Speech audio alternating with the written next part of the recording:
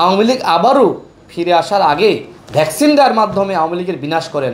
অন্যথায় এই আওয়ামী লীগ ফিরলে এই উপদেষ্টা পরিষদে যারা আছে তাদেরও ফাঁসি দিবে, আমাদেরও ফাঁসি দিবে, আমরা কেউ বাঁচতে পারবো না। সুতরাং সরকার যদি নিজে বাঁচতে চায়, দেশ এবং জাতিকে বাঁচাতে চায়, তাহলে এই ভারতীয় আধিপত্যবাদের বিরুদ্ধে সরকারের অবস্থান থাকতে হবে এবং একই সাথে আওয়ামী লীগকে বিনাশ করতে হবে।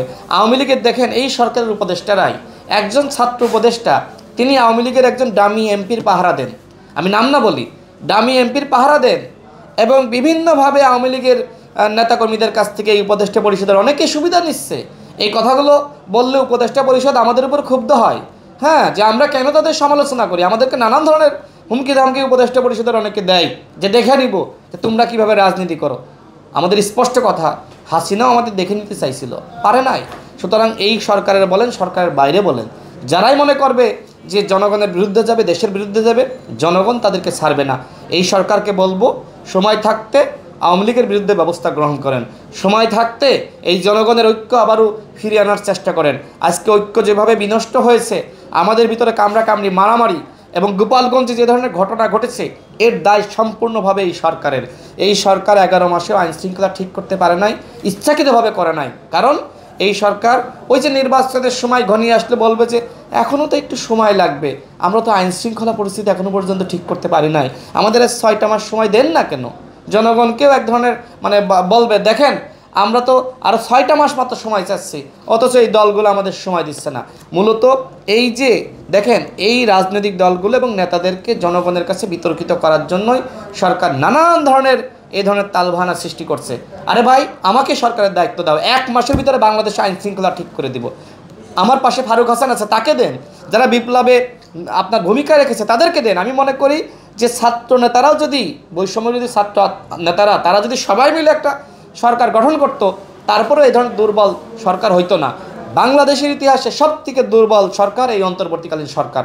ডক্টর মোহাম্মদ ইউনূসের নেতৃত্বে এই ধরনের দুর্বল সরকার গঠিত হবে, এটা আমাদের কল্পনাই ছিল না। আজকে খুব দুঃখ লাগে, কষ্ট লাগে যে ডক্টর মোহাম্মদ ইউনূস একজন আন্তর্জাতিক খ্যাতিসম্পন্ন ব্যক্তিত্ব, তার খ্যাতি কাজে লাগিয়ে বাংলাদেশের জনগণের কল্যাণে এই 11 মাসে কিচ্ছু হয় নাই। বরং ডক্টর মোহাম্মদ ইউনূস এবং তার প্রতিষ্ঠানের উন্নয়ন হয়েছে, উপদেষ্টাদের প্রতিষ্ঠানের উন্নয়ন হয়েছে, আত্মীয় স্বজনের উন্নয়ন হয়েছে, এর বাইরে জনগণের কোনো উন্নয়ন হয় নাই।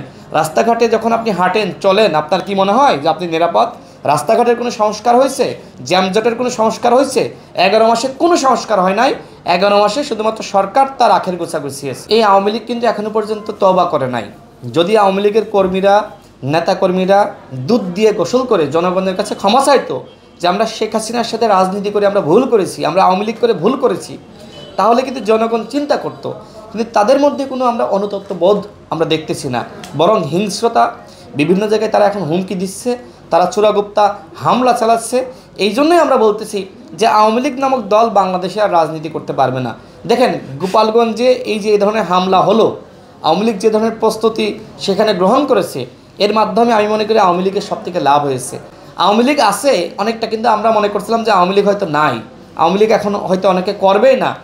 গোপালগঞ্জে যখন এই ধরনের বড় আন্দোলন হয়েছে, তখন অন্যান্য জেলার আওয়ামী লীগ সাহস পেয়ে গেল।